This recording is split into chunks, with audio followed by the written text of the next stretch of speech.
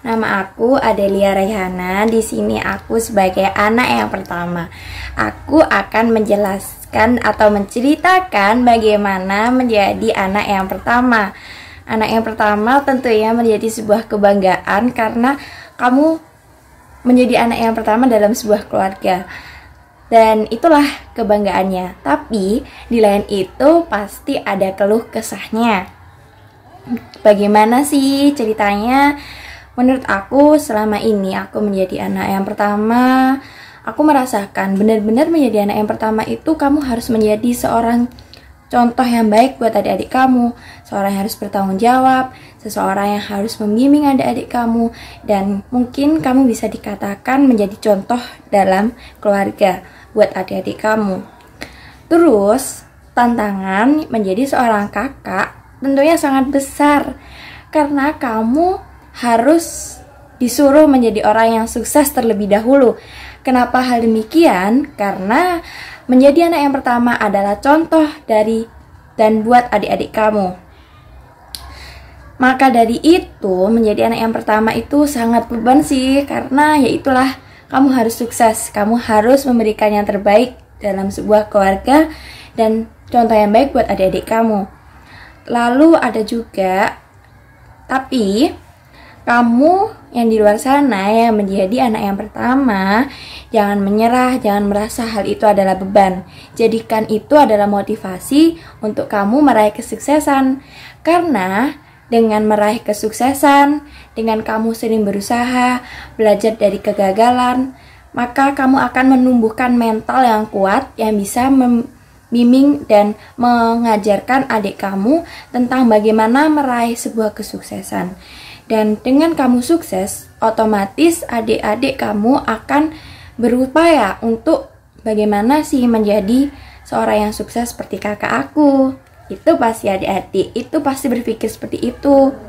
Maka dari itu, pesan aku buat adik-adik, jangan mau kalah menjadi seorang adik.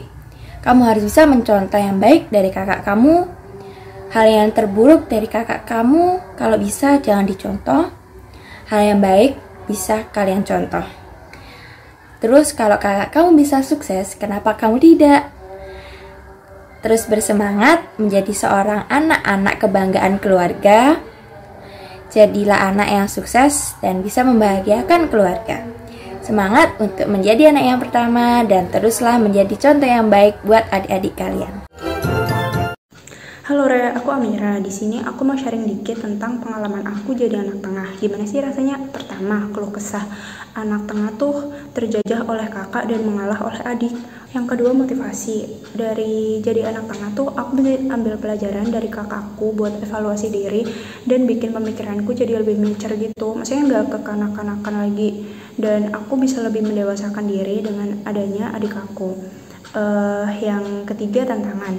Kadang ngerasa jadi anak tengah tuh aku harus lebih peka karena cara orang tua nge-treat tiap anak tuh beda-beda. Mungkin itu yang menjadikan aku jadi anak yang lebih mandiri juga karena fokus orang tua aku tuh terbagi antara kakak dan adik aku. Yang keempat, pesan buat kakak dan adik aku.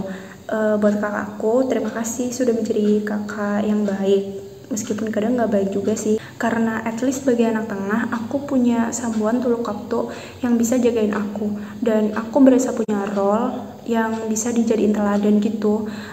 Berhubung kamu udah kerja, jangan lupa lebih sering traktir aku sama adik lagi ya. Buat adik aku, lebih sabar-sabarin ya kalau aku suka jahat, dan semoga kita tetap akur.